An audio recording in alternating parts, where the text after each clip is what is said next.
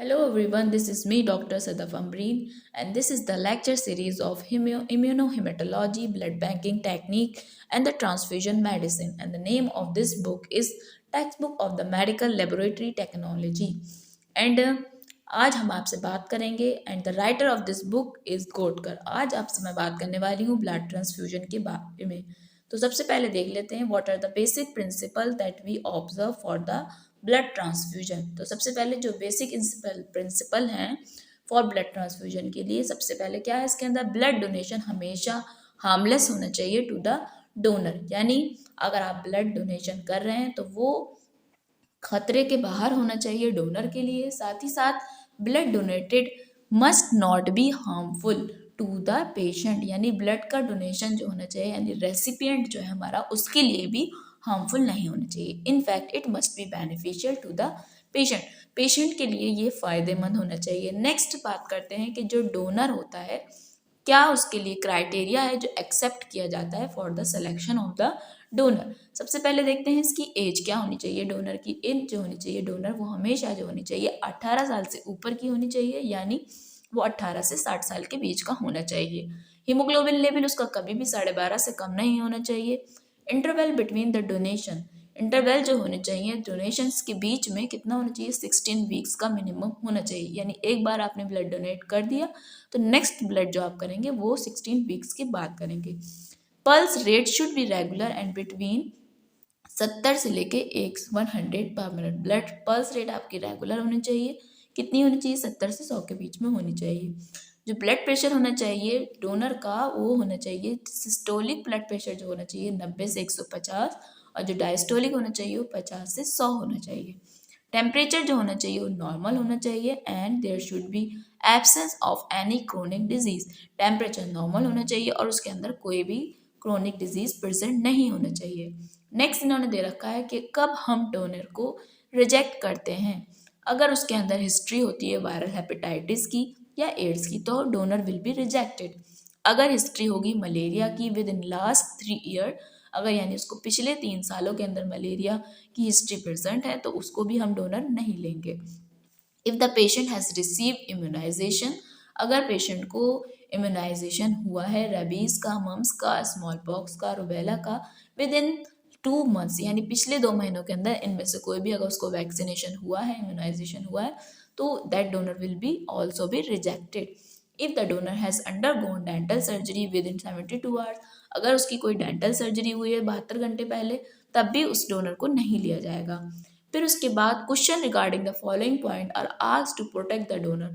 कुछ कुछ इस क्वेश्चंस होते हैं जो पूछे जाएंगे प्रोटेक्ट करने के लिए डोनर को। क्या क्या पूछेंगे, कितना आपको लास्ट टाइम हुआ है ब्लड डोनेट किए, यानी आपने लास्ट डोनेशन कब किया था। फिर उसके बाद कोई आपकी दवा तो नहीं चल रही है। नेक्स्ट पूछेंगे history of certain clinical condition, ऐसे पूछेंगे जैसे कि आपको कोई हार्ट डिजीज, रेस्पिरेटरी डिजीज, कोई renal disease, gastrointestinal disorder, bleeding disorder, diabetes mellitus, fainting, convulsion, ये सब तो आपको कोई प्रॉब्लम नहीं है, इस तरीके की तो कोई हिस्ट्री नहीं है। फिर उसके बाद मेंस्ट्रुएशन और प्रेगनेंसी की भी हिस्ट्री पूछी जाती है। फिर उस कुछ क्वेश्चन होते हैं, ये क्वेश्चन तो हुए हमने जो प्रोटेक्ट करने के लिए इस्तेमाल किए डोनर को। कुछ क्वेश्चन पूछे जाते हैं जो डोनर से पूछे जाते हैं प्रोटेक्ट करने के लिए रेसिपिएंट को, यानी डोनर जिसको ब्लड देने वाला है, रेसिपिएंट जिसके अंदर इस्तेमाल होने वाला है वो ब्लड, ताकि उसको बचाया जा सके। कैसे, हिस्ट्री ऑफ हेपेटाइटिस, कोई उससे पहले हेपेटाइटिस तो नहीं हुआ था, हेपेटाइटिस का एक्सपोजर तो नहीं हुआ, हिस्ट्री तो नहीं है मलेरिया की उसके अंदर, history of self injected drug abuse तो नहीं है उसके अंदर, ट्रांसफ्यूजन तो नहीं हुआ ब्लड का, ब्लड कंपोनेंट का इन द लास्ट 6 मंथ, या कोई ब्लड या ब्लड कंपोनेंट तो नहीं चढ़ा उसको पहले 6 महीनों के अंदर, कोई इम्यूनाइजेशन, कोई वैक्सीनेशन तो नहीं हुआ अभी रिसेंटली, एक्सपोजर तो नहीं हुआ किसी इन्फेक्शियस डिजीज के लिए in the last past 3 month, या फिर हिस्ट्री ऑफ मेलिग्नेंसी तो नहीं है उसके अंदर। तो ये क्वेश्चन पूछे जाते हैं डोनर से ताकि आप रेसिपिएंट को प्रोटेक्ट कर सकें। नेक्स्ट देखते हैं कि physical examination of the donor में क्या क्या चीज़ें आती हैं। अब जो डोनर है उसका फिजिकल एग्जामिनेशन भी होगा।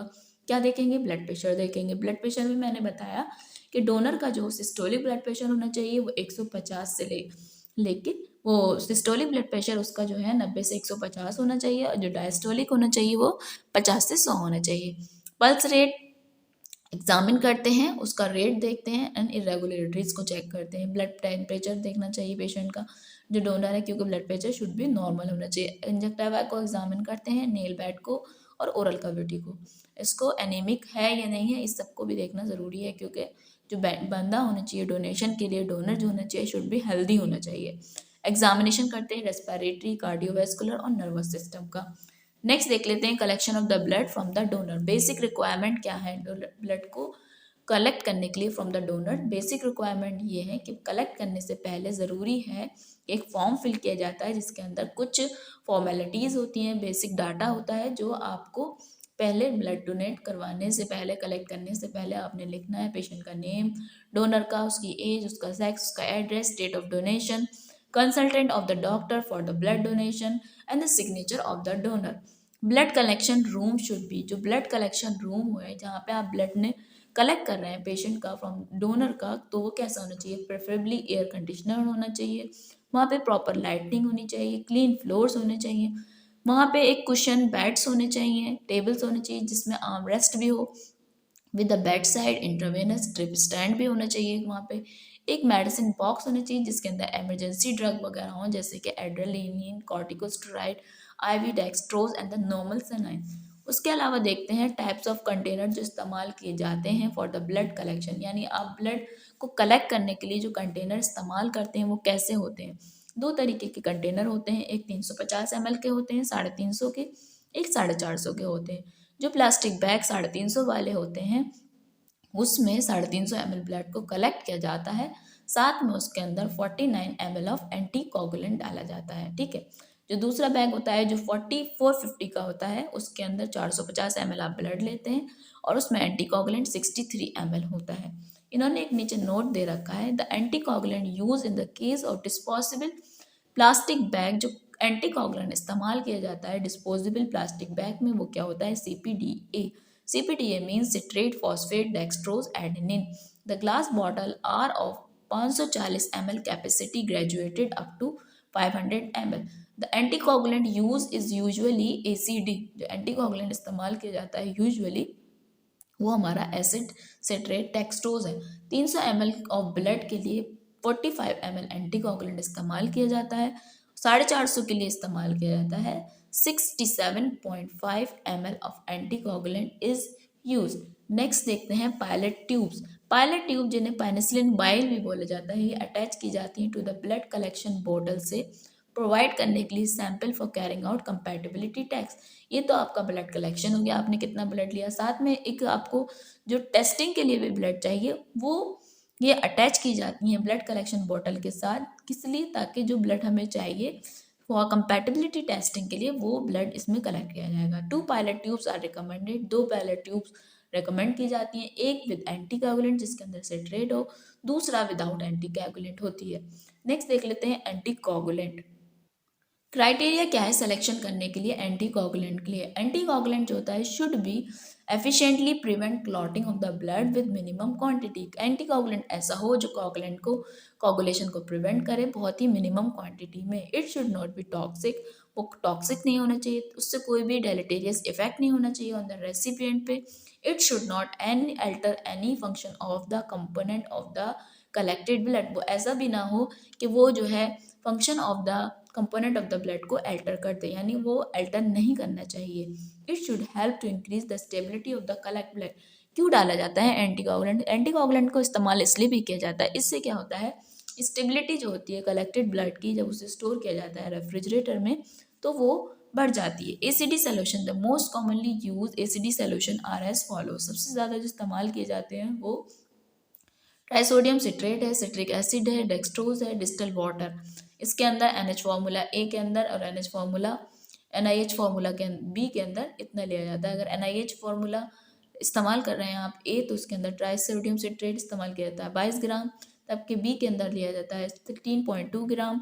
सिट्रिक एसिड इस्तेमाल किया जाता है 8.88 ग्राम और बी में इस्तेमाल किया जाता है 4.8 ग्राम। डेक्सट्रोज इस्तेमाल किया जाता है 24.5 ग्राम और बी के अंदर इस्तेमाल किया जाता है 14.7 ग्राम। डिस्टिल वाटर दोनों के अंदर ही 1000 ml इस्तेमाल किया जाता है। नेक्स्ट जो है ब्रिटिश फार्मूला सोल्यूशन जो है, इसके अंदर ट्राइसोडियम सिट्रेट मोनोहाइड्रेट लिया जाता है 2 ग्राम, डेक्सट्रोज लिया जाता है 5 ग्राम, डिस्टिल वाटर लिया जाता है 120 ग्राम। आर रिकमेंडेड प्रोपोर्शन जो है पर 100 ml blood R S follows. NaH solution होना चाहिए 15 ml, NiB सोल्यूशन जो होना चाहिए 25 ml, जो होता है ब्रिटिश फार्मूला सोल्यूशन हमारा होना चाहिए 28.5 ml। नेक्स्ट दे रखा है सिट्रेज फॉस्फेट डेक्सट्रोज सोल्यूशन, यानी सीपीडी के अंदर कितना क्या क्या होता है।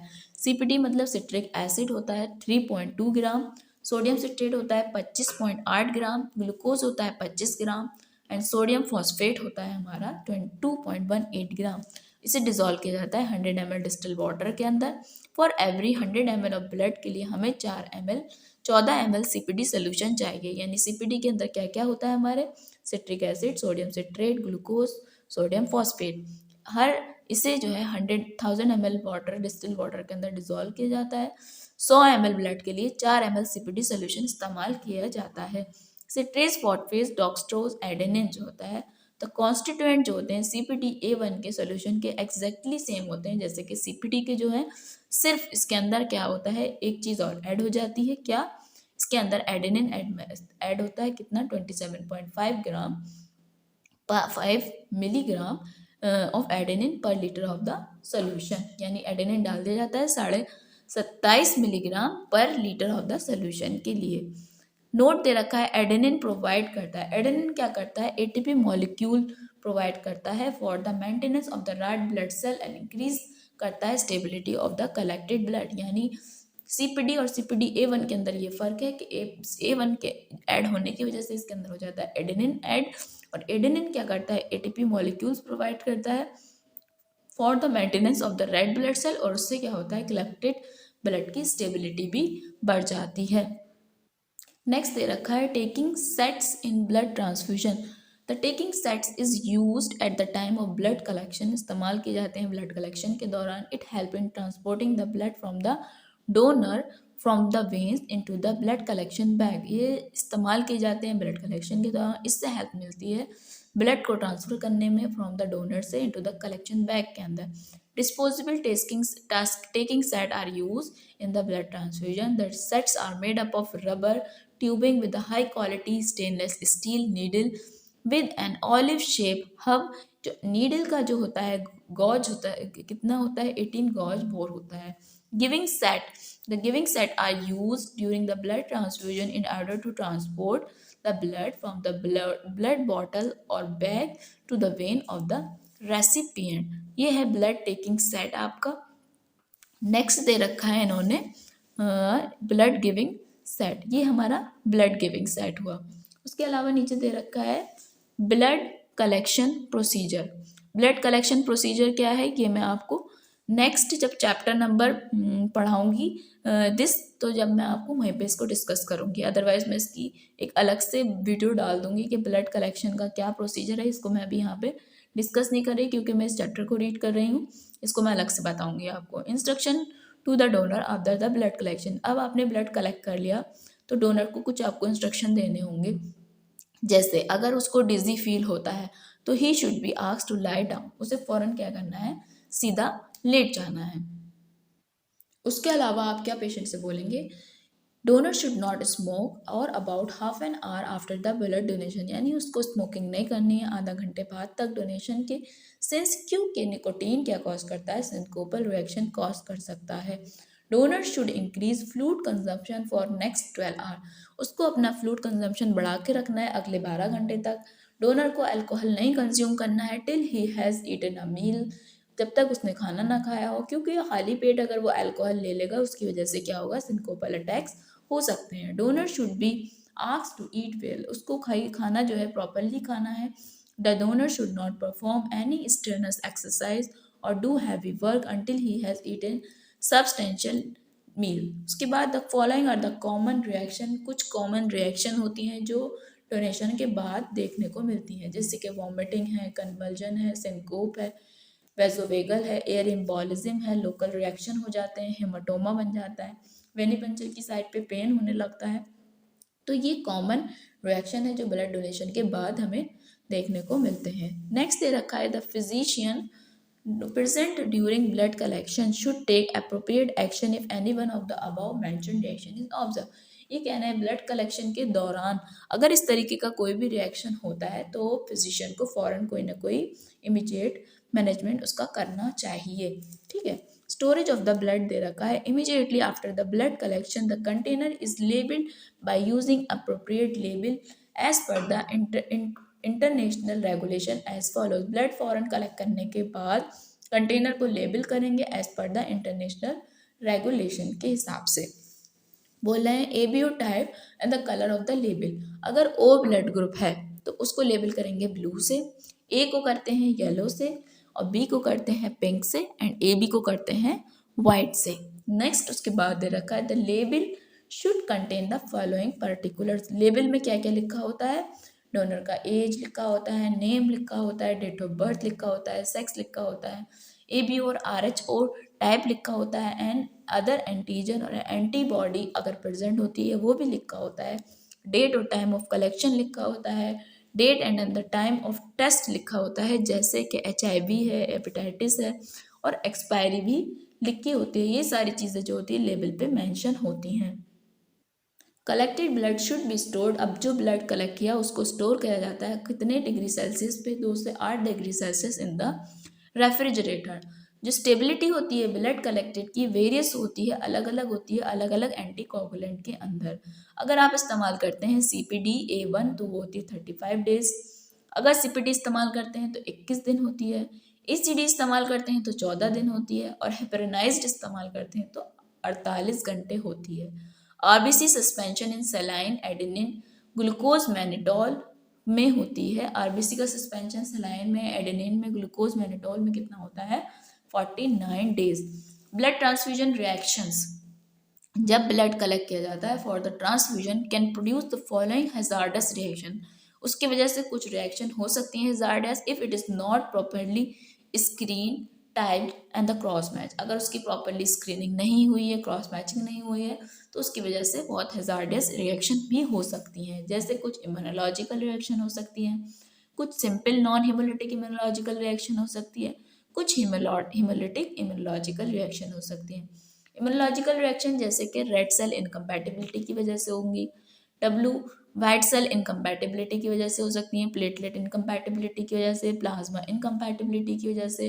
Immunological transfusion reaction can manifest, इनकी वजह से क्या सिम्टम होंगे, फीवर्स होगा, चेल होगा, अर्टिकेरिया होगा in its simplest form to life threatening complication like haemolytic reaction भी हो सकती हैं। अगर simple non haemolytic immunological reaction होंगी तो इनका मैनिफेस्टेशन एलर्जिक रिएक्शन की तरह होता है, यूजुअली अर्टिकेरिया होता है, चिल्स होती है, फीवर होता है, एडिमा होता है, हेडेक होता है फॉरन ही ड्रग ट्रांसफ्यूजन के बाद या ड्यूरिंग द ट्रांसफ्यूजन।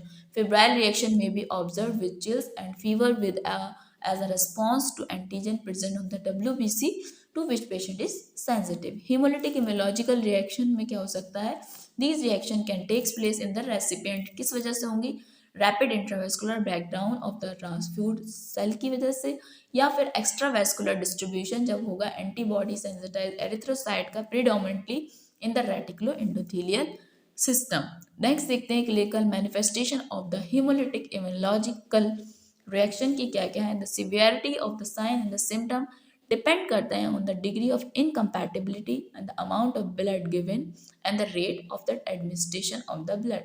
साइन और सिम्टम जो होते हैं किस पे डिपेंड करते हैं, डिग्री कितनी है इनकम्पैटिबिलिटी की, किस रेट से ब्लड दिया गया है, कितने अमाउंट में दिया गया है, ये इस बात पे डिपेंड करती है। सिम्टम सीन एज, जैसे कि सिम्टम है रेस्टलेसनेस है, एंजाइटी है, फ्लशिंग ऑफ फेस है, पल्स रेट बढ़ गई है, रेस्पिरेटरी रेट है, जनरलाइज टिंगलिंग सेंसेशन देखने को मिलता है, नोजिया और वॉमिटिंग। हेमरेजिक टेंडेंसी जो होती है स्टार्ट कर जाती है immediately and may present as bleeding from the site of transfusion and from the operation site. अगर हेमरेजिक टेंडेंसी होती है, गलत ब्लड ट्रांसफ्यूज हो गया तो उसमें क्या होगा, ब्लीडिंग होने लगेगी जहाँ से ट्रांसफ्यूज हो रहा था, या फिर जिस जगह ऑपरेशन हुआ है वहाँ से फौरन ब्लीडिंग होने लगती है। क्लिनिकली जो होते हैं 3 टाइप के रीनल फेल्यूर्स अकर करते हैं फॉलोइंग हिमोलिटिक रिएक्शन के साथ। क्या क्या हो सकता है, एक्यूट ट्रांजिएंट रीनल शटडाउन हो सकता है, एक्यूट ट्यूबुलर नेक्रोसिस हो सकती है, बायलेटरल रीनल कॉर्टिकल नेक्रोसिस हो सकती है। मैकेनिज्म जो होगा रीनल फेल्योर का किस वजह से होगा, toxic effect of the haemoglobin का जब नेफ्रॉन पे पड़ेगा due to the mechanical blocking of the tubules by cast. Note दे रखा है इन्फेक्शियस डिजीज ट्रांसमिट हो जाती हैं ब्लड ट्रांसफ्यूजन के साथ if screening test are not perform carefully.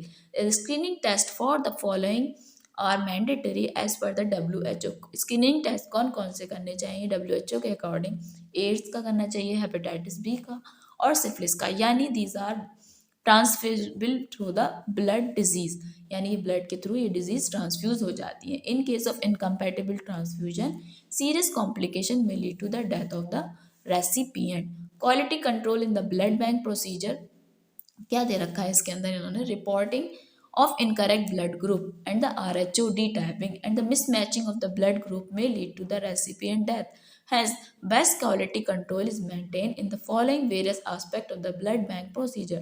Blood banking reagent के अंदर क्या बात दिखी है इन्होंने, ऑल द रिएजेंट जो होने चाहिए क्लियर होने चाहिए, उनमें कोई टर्बिडिटी कोई प्रेसिपिटेट नहीं होना चाहिए। जब आप परफॉर्म करें टेस्ट को the end result should be indicate clear end reaction, उसमें क्लियर एंड रिएक्शन होना चाहिए पॉजिटिव और negative. End reaction should not indicate haemolysis और the rouleaux formation. New batches of the reagent should be tested using previously analyse and the appropriate stored blood sample. कह रहे हैं new batches जो होंगे reagent को उन्हें appropriately इस्तेमाल करना चाहिए, पहले वाले जो एनालाइज्ड और स्टोर्ड ब्लड सैंपल हैं उनसे क्रॉस मैच करना चाहिए। जितने भी रिएजेंट इस्तेमाल किए जाते हैं आरएचओ टाइपिंग के लिए उन्हें टेस्ट करना चाहिए पॉजिटिव और नेगेटिव कंट्रोल से। जो दो एंटी डी रिएजेंट हैं वो फ्रॉम डिफरेंट बैचेस और campaign should be use occasionally for the quality control purpose के लिए। During blood group and the RHO typing procedure is necessary to maintain appropriate control on the following aspect of the testing procedure. Proper dilution होना चाहिए red blood cell का, washing of the blood cell, proper serum to the red blood cell ratio, correct incubation temperature time, correct centrifugation speed and time, इन सारी बातों का ख्याल रखना चाहिए। Incubator and the water bath temperature, control temperature of the refrigerator compartment, centrifugation speed, temperature must be check occasionally and at the end of every month. ये क्या है, सारी चीज़ें हैं जिनको आपने चेक करते रहना है। ब्लड बैंकिंग के quality of the blood banking control में इन सब बातों का ध्यान रखना है।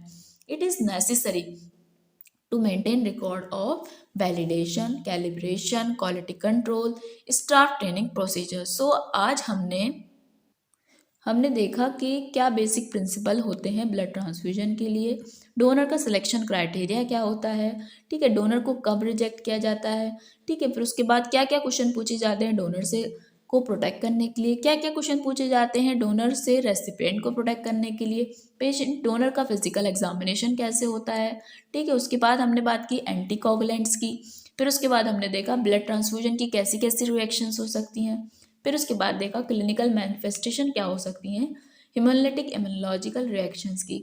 अगर ये मेरा आपको वीडियो अच्छा लगा है तो मेरे वीडियो को लाइक करें, मेरे चैनल को सब्सक्राइब करें और अपने दोस्तों के साथ शेयर करें। फिर मिलते हैं आपके नेक्स्ट वीडियो के अंदर जिसके अंदर मैं आपसे बात करूंगी ट्रांसफ्यूजन मेडिसिन के लिए। जब तक के लिए thank you so much for watching my video and supporting me.